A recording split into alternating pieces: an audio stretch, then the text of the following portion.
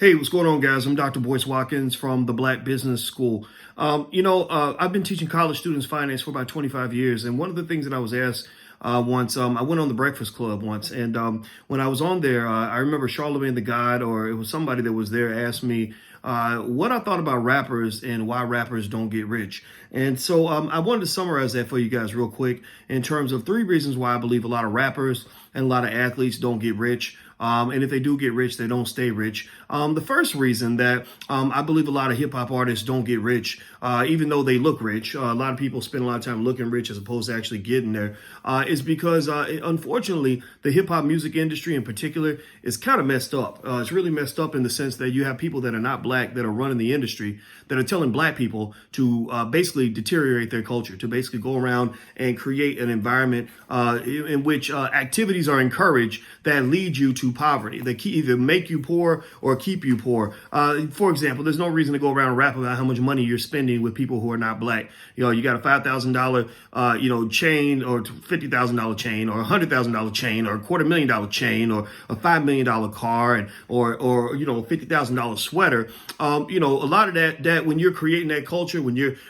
pushing that kind of message, you're not just destroying the people around you, but you're destroying yourself, because what you create is what you're going to attract. That's what's going to be around you. The second thing I would say is that, a lot of rappers, when I look around, I see a lot of rappers who basically kind of get caught up in this idea of performing as opposed to actually getting the power. I remember I interviewed some hip hop artists one time about how hip hop got founded. And I said, you guys were in the South Bronx, right when hip hop got started. And all these trillions of dollars have been made in hip hop since black people created it. Why didn't black people get that wealth? And he said that, back in the day, man, we wasn't really looking to make money. We was just looking to have fun. We was looking for a party. So I said, okay, I get it now. You were looking for the party, but you wasn't looking for the power. You weren't looking for the purpose. You weren't looking for the opportunity. You weren't playing powernomics. Unfortunately, you were playing strugglenomics. And so basically, I think that when you think about hip hop, and I think about examples like, I became friends with Dame Dash, and he would tell stories about Rockefeller Records and how he and Jay-Z were thinking about the power, how he and Jay-Z were thinking about how to actually own the industry and how to actually own their segment of it. And you look at Jay, he's worth over $1 billion now. And you see that as a counterexample to, unfortunately, what you see in a lot of other places where people from our community are very good at performing, but not so good at actually owning. We don't want to own anything. We just want to get on the damn stage. Well, I say don't just try to get on the stage. Make sure you can own that damn thing too. The third thing I would say is, I remember the rapper Ice Cube used to talk about don't get high off your own supply.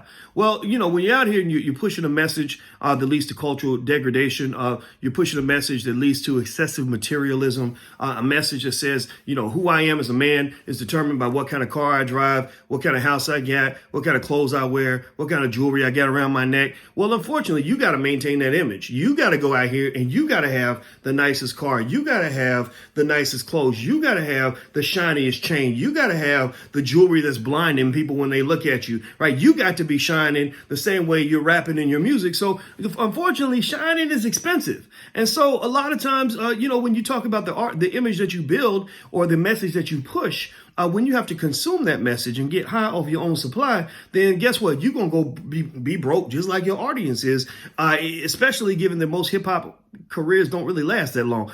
There's a rapper by the name of D1 that I really love. And D1 is a guy that he has actually raps about how he doesn't have a car note. And he also raps about how he drives his 98 Honda Accord and been driving it for years. He raps about how he paid off his student loans and started a business. And I said, that's good. You're building a message that fits with the lifestyle that's going to make you paid. So D1 will probably be a very wealthy man over time. Whereas if you have an artist that only brags about how much money he's spending, then he's got to spend money to keep up with that message. So anyway, those are my 3 thoughts.